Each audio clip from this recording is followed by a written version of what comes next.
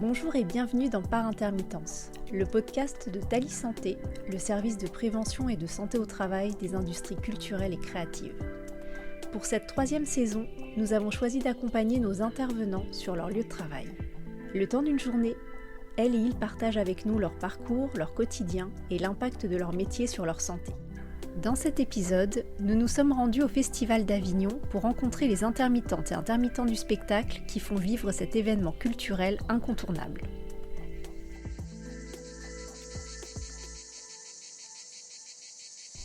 Alors, je m'appelle Jean Garcia, je suis artiste-interprète, je suis clown de formation et donc ça fait depuis dans les années 90 que j'ai commencé à faire du spectacle. Au départ en amateur, comme plein de personnes, et ensuite je suis devenu professionnel. Alors, moi, mon parcours, en fait, je suis petit, j'ai toujours voulu faire du spectacle. À l'époque, je ne savais pas que c'était un métier.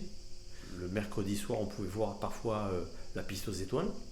Et ça m'a toujours plu, donc le spectacle, les artistes. Mais à l'époque, il n'y avait pas d'école de cirque, et donc je ne me suis jamais dit, tu pourras faire ça comme métier. Donc j'ai fait un parcours au lycée, à la fac, etc. J'ai commencé à faire de l'animation socio-culturelle, j'ai passé le BAFA. Et pendant mon stage de formation, on avait choisi une journée à thème, le cirque. Et on m'a dit, c'est toi qui seras le clown. Et en fait, je me suis vraiment régalé. Mais je ne me suis jamais dit, c'est peut-être mon futur métier. Et le fait est que quelques temps plus tard, j'écoute, avant d'aller au lycée, une émission de radio. Et j'entends le clown Philobin, qui habitait Aix-en-Provence, qui avait bossé avec Achille Zavata, etc. Et qui disait que c'était un métier. J'ai téléphoné, j'ai posé 2-3 questions, il m'a donné son adresse, donc j'ai appelé, j'ai écrit, et on s'est donné rendez-vous, il est venu me chercher un mercredi à la maison, donc il s'est présenté à mes parents pour dire voilà, je vais faire un spectacle, c'était pour une école, et il a commencé à faire son spectacle, et il m'a pris avec lui, et il m'a costumé, grimé, et j'ai commencé comme ça. Et donc ensuite, régulièrement, il avait des spectacles souvent les week-ends, j'allais avec lui, et en fait j'ai appris comme ça, sur le tas. Dans ma famille, clown c'est pas un métier. Il faut que tu fasses des études et tu verras plus tard. Donc moi, je commençais déjà à faire du spectacle avec Philobin. Je me faisais déclarer un cachet. À l'époque, il y avait des cachets de Gris, des feuillets roses. Et donc, je faisais des colonies de vacances l'été parfois. Et en fait, j'ai donc fait une école des beaux-arts. Je me suis spécialisé en informatique graphique. Et après, j'ai commencé à travailler dans l'informatique. Et à côté de ça, je faisais donc mes spectacles le week-end. Et quand ma fille est née, au mois de septembre, j'ai eu une réunion avec mon employeur. J'ai démissionné. Et j'ai dit, voilà, je vais faire clown maintenant. C'est ça mon métier. Je ne vais plus être celui que les autres ont envie que je sois, je vais être celui que je suis moi-même. Et je ne savais pas si j'allais gagner ma vie. J'ai démissionné au mois de septembre, donc octobre-novembre, j'avais 2 mois de préavis. Et en décembre, j'ai fait mes spectacles de Noël et depuis, ça n'a jamais arrêté. Donc cette année, je suis au festival, donc je représente le syndicat des artistes CFDT, le SNAPAC. Je suis là en tant que secrétaire général du syndicat. Et donc en fait, on est là pour conseiller, pour répondre aux questions des artistes, interprètes et autres. Tous les métiers du spectacle dont on s'occupe. Moi, j'ai joué il y a 8 ans, 9 ans en Avignon. J'ai eu cette expérience de tractage, de jouer dans des salles, c'était en fait presque un garage. À l'époque, je vous promets, alors il ne faisait pas 40 degrés comme là, mais dans la salle, ça ne devait pas être loin. Donc on a joué, c'est une très très bonne expérience. Il faut le faire, je pense, pour les artistes. C'est éprouvant, parce que c'est vraiment, c'est très très difficile. Voilà. Justement, c'est une opportunité de parler des risques professionnels. Est-ce que vous en avez identifié, liés à votre métier directement, et de quelle façon vous avez pu ou essayer de les prévenir ? Alors, quand on est dans le fait accompli, quand on travaille tous les jours, on ne se rend pas spécialement compte qu'il y a des risques, on ne les repère pas spécialement. Avec l'expérience, on s'aperçoit qu'effectivement, tous les jours, on est tous, autant qu'on est, se met parfois en situation de risque. Donc il y a plein de risques. Maintenant que je connais, que j'ai 63 ans, j'ai fait 10 ans, 15 ans des chasses. Donc c'est compliqué, ça fait mal au dos. À l'époque, on ne se rend pas spécialement compte. J'ai fait beaucoup de spectacles aussi avec du matériel de sono pour jouer. Donc on trimballe la sonorisation. À l'époque, les amplis étaient séparés des enceintes. Donc l'ampli il pesait 40 kg. On ne se baissait pas correctement, on se baissait la tête première. Ça c'est l'expérience qui nous rend compte. Il suffit d'avoir 1 ou 2 lumbagos, on comprend très bien que... Voilà. Effectivement, donc maintenant, par exemple, donc j'ai les 2 ménisques qui sont fissurés. Donc pour éviter l'opération, je vais chez le kiné, je fais des exercices de musculation. Et en fait, effectivement, on ne se rend pas spécialement compte qu'il faut être musclé. Alors, j'ai été musclé pendant longtemps, Parce que dans le spectacle, quand on travaille, quand on répète, moi je jonglais, je faisais de la magie, des échasses, on est sans cesse en train de faire travailler son corps. Et on ne se rend pas compte, par exemple, j'ai des problèmes maintenant d'oreille, parce que pendant 20 ans, j'étais à côté des enceintes, j'entends plus les sons aigus. Donc maintenant, j'ai un appareil auditif. Donc toutes ces choses, c'est un petit peu, je veux dire, quand on commence, qu'on est jeune artiste, jeune comédien, ça paraît abstrait, on ne se rend pas compte. Le risque professionnel, le risque effectivement sur la santé, on ne le perçoit pas spécialement. Je pense que la chose qui est essentielle par rapport à la santé, il faut penser à soi et penser que quand on est bien, nous, dans notre corps, le spectacle, l'activité qu'on va faire, elle sera bien. Parce qu'en fait, si nous on est bien, tout se passera bien. Donc effectivement, il faut être un petit peu vigilant pour prévoir ce qui peut arriver, sans être non plus dans la paranoïa et dire attention, je fais pas ci, je fais pas ça. Mais c'est important par exemple, dans les contrats de travail, de préciser certaines clauses, comme s'il y a du vent, s'il y a ci, s'il y a ça, c'est un peu compliqué. Le conseil, ça serait écoute-toi, tu sais ce qui est bon pour toi.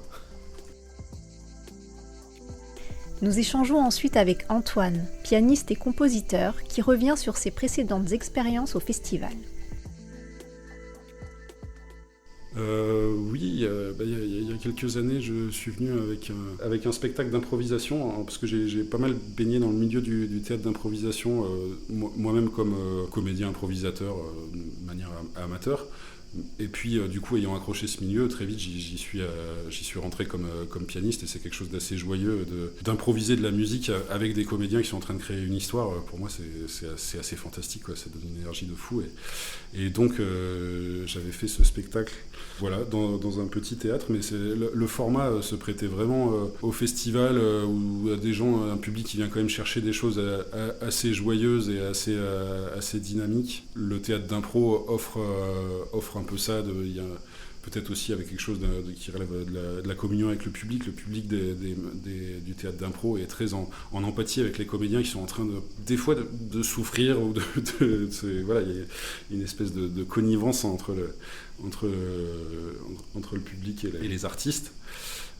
Tout le monde est solidaire les uns des autres, donc c'était très chouette, et ça remplissait.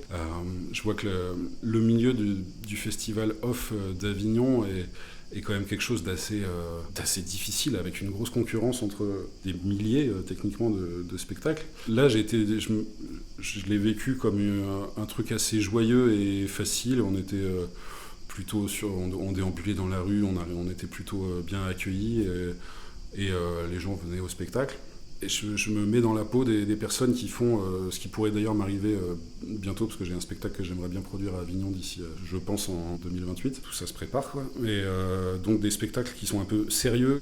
Je me dis que ça doit être extrêmement difficile de trouver sa place là-dedans pour arriver à faire venir des gens, à remplir des spectacles dans cet univers très concurrentiel et qui respire un petit peu le cabotinage, c'est-à-dire qu'il y a vraiment il y a un appel à ce que les gens se fassent remarquer dans la rue pour ensuite appeler, puis faire ensuite marcher le bouche à oreille pour que ça vienne. Donc moi j'étais dans une situation plutôt confortable là-dessus, mais c'est vrai que ça me questionne beaucoup, cet univers de la concurrence entre des spectacles qui en plus sont esthétiquement très, très variables et n'ont pas les mêmes capacités d'attraction.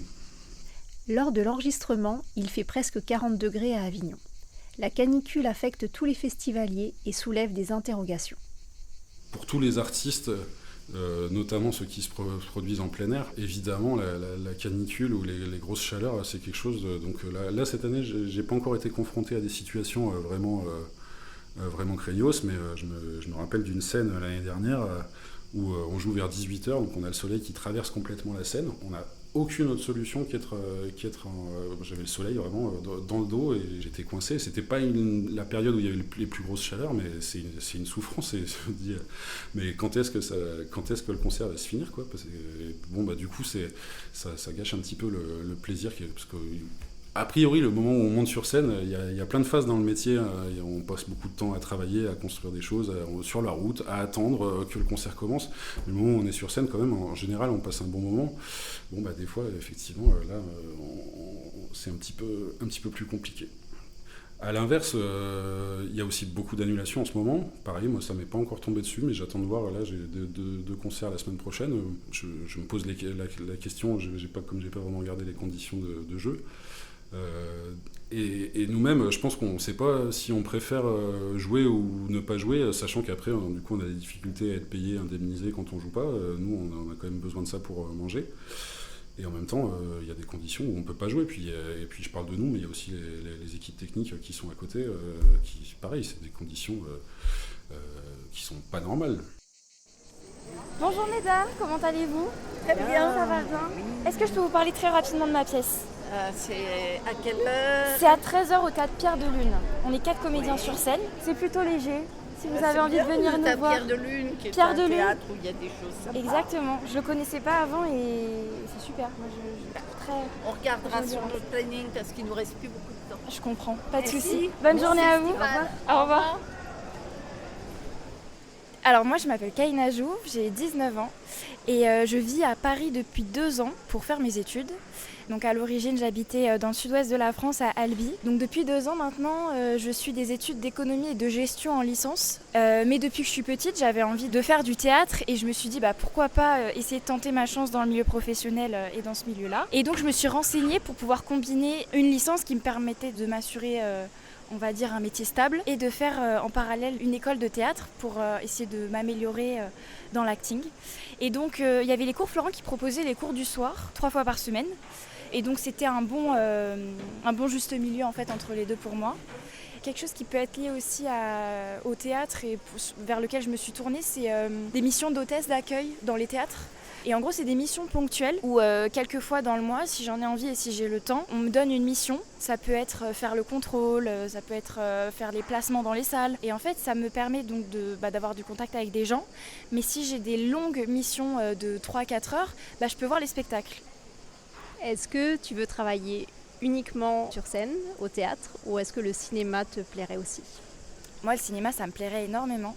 Mais je me ferme pas du tout au théâtre parce que j'ai commencé le théâtre assez tôt. Et il y a une chose qui m'a un petit peu frustrée quand j'étais jeune, c'est qu'on prépare pendant 1 an une pièce de théâtre, mais en fin d'année, on ne la joue qu'une fois. Par exemple, là, à Avignon, on s'est entraîné pendant 1 mois et on peut la jouer presque 23 fois, il me semble. Donc c'est vraiment génial de connaître ça. Rose, Maxime et Sohan, s'il vous plaît. Ça, c'est la famille. Vous avez gagné le droit de venir à notre spectacle. C'est payant, désolé. Je suis Tristan In, je suis danseur ça fait 22 ans que je fais ce métier. Et depuis 2 ans, j'ai entamé une transition, je danse encore. Et voilà, j'apprends aussi d'autres métiers. Et donc depuis 2 ans, je travaille en tant qu'intermittent, mais sinon j'ai fait toute ma carrière, mes 20 ans de carrière de danseur, permanent. J'ai souhaité anticiper ma reconversion, c'est pour ça que je parle plus de transition qu'en reconversion, plutôt que de tirer au maximum et puis d'un coup arrêter. J'avais envie de danser encore mais moins danser et puis commencer dès maintenant à apprendre de nouveaux métiers pour envisager une transition un peu plus fluide plutôt qu'arrêter d'un coup, ce qui est plutôt la règle en tout cas chez les permanents. Et donc aujourd'hui je danse encore et puis j'apprends et je commence aussi à pratiquer un peu le métier de technicien du spectacle, plutôt dans le son, régie son, mais aussi un peu de régie générale. Je fais aussi un peu de création musicale. En fait, quand on fait le choix du métier de danseur, et notamment de rejoindre une compagnie permanente, bon, là on commence jeune et puis c'est très, très engageant. Voilà, il n'y a pas forcément beaucoup de temps pour développer d'autres projets et du coup je me suis toujours dit que plein d'envies que j'avais, je les explorerais plus tard. Et aussi une particularité d'être dans des plutôt grosses structures, on a pu être plus de 30 danseurs. Du coup le travail est très divisé, chacun est un peu à sa place. Finalement, les danseurs, artistes, interprètes ne participent pas à toutes les réunions, toutes les réflexions sur des questions de scénographie. Disons qu'il y a une fluidité peut-être entre les différents métiers autour d'un spectacle qui n'est pas évidente et c'est normal. On ne va pas faire des réunions tout le temps à 30. Mais voilà, donc c'est aussi quelque chose que j'apprécie maintenant en travaillant dans des cadres plus petits. C'est qu'il y a plus de fluidité. Il m'arrive de pouvoir aussi avoir un regard extérieur suivant les projets. Pouvoir du coup utiliser aussi tout mon bagage. Là j'ai fait une régie générale sur un spectacle, mais le performeur m'a sollicité aussi pour des conseils sur la tenue du corps sur scène. Donc voilà, c'est quelque chose qui devient du coup beaucoup plus possible quand on est dans des petites équipes, on est multicasquettes. As-tu déjà pu identifier les risques professionnels auxquels tu étais exposé en tant que danseur ? Et est-ce que tu as développé des mesures pour t'en préserver ? Alors déjà, sur les risques physiques, on a un travail à haute intensité physique et puis un rapport à la blessure. Il y a toujours un truc qui ne va pas et donc c'est normal. Donc on normalise le fait de danser sur des blessures, ce qui est un peu un problème. Et aussi, moi, comme j'ai dit, j'ai 40 ans. Je crois que les choses évoluent un peu, mais en tout cas, moi, quand j'ai commencé à travailler aussi à l'école, vraiment un rapport presque même un peu malsain. Si on n'a pas mal, c'est qu'on fait faux. On apprend à tolérer la douleur, voire même à la chercher, parce que ça veut dire qu'on travaille bien. Donc là c'est clairement un facteur à risque d'avoir ce rapport-là. Ça, plus aussi un rapport un peu aussi sacré au spectacle. Il faut absolument, un show must go on, ça reste encore très fort. Du fait aussi, je pense que les danseurs, on a très vite conscience qu'on va avoir une carrière courte. Donc c'est un peu comme si notre temps sur scène a été compté. Et d'envisager un arrêt pour une blessure qui fait un peu long, c'est la fin du monde, ce qui même nous freine à même aller voir un médecin. Donc ce que j'ai pu développer par rapport à ça, c'est de relativiser. Quand on voit qu'on a une carrière qui est un peu installée, on peut un peu se dire ok, c'est pas ce spectacle-là, mais il y en aura un autre. Puis d'apprendre à écouter son corps. Ça, et en plus, c'est pas tellement renoncer à la performance, parce que on apprend aussi à mieux travailler avec son corps et finalement même à être plus performant. Et puis je pense cette idée un peu de dévotion, je trouve qu'on est très engagé. C'est des choix qu'on fait assez jeune et on fait beaucoup de sacrifices pour y arriver, notamment de vie sociale. Moi j'ai quitté un peu un cursus normal d'école, donc j'ai dû un peu me débrouiller et faire des cours du soir en lycée pour adultes, donc un peu trop de vie sociale du coup parce que j'ai quitté mes camarades de classe. Enfin bref, il y a beaucoup de sacrifices et pas beaucoup de place, et du coup on a vraiment un peu un rapport de sacrifice et de dévotion qui fait que, en fait, pareil que pour la question de l'écoute de notre corps, c'est aussi l'écoute de nos besoins d'articulation de vie privée, vie pro, qui sont pas faciles. Ouais, je pense que c'est un élément à prendre en compte pour aller bien, pour sa santé mentale, et qui peut être, du coup, comme je disais, peut-être un peu négligé, parce que de toute façon, on a de la chance, et donc on va pas forcément prendre soin de soi sur ces aspects-là.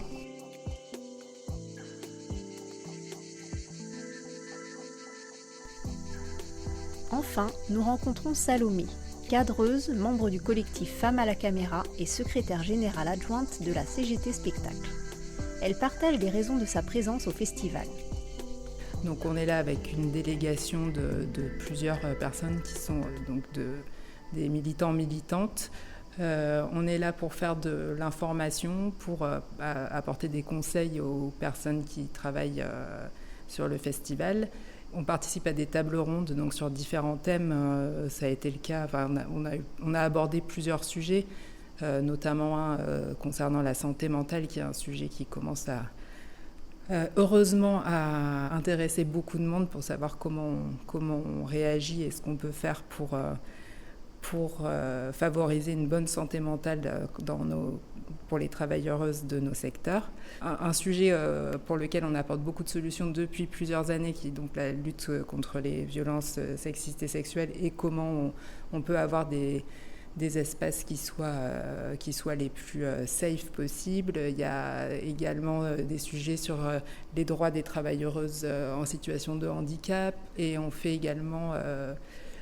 il y a en ce moment des coupes budgétaires importantes depuis 2 ans, donc on est là aussi pour porter la mobilisation et essayer de faire que la profession se mobilise le plus possible pour réagir à ça, et essayer de faire bouger les politiques pour apporter des solutions réelles. Et justement, est-ce que tu aurais des conseils à donner aux nouvelles générations, ou alors à d'autres personnes qui font le même métier que toi ? En fait, moi, je suis souvent là en ce moment sur les festivals avec la CGT Spectacle et les salons avec Femmes à la caméra, et je constate qu'il y a beaucoup d'étudiants et étudiantes qui sont très en demande d'avoir des connaissances en droit du travail, et notamment dans tout ce qui est lutte pour l'égalité et contre les violences. Mais le fait de le transmettre aux autres, donc d'avoir ces connaissances et de transmettre aux autres le fait qu'il existe des solutions pour lutter, que ça c'est quelque chose de super important. Après, Je conseille aussi de se rapprocher de tous les, pour les femmes, de tous les collectifs féministes qui existent dans nos professions, parce qu'il y en a plein qui se développent. Et moi, je sais que si Femmes à la caméra avait existé quand j'ai commencé, j'aurais pas eu la même carrière du tout, parce que le fait de se parler entre nous des difficultés qu'il y a dans le métier et de se donner des conseils sur comment réagir, c'est primordial.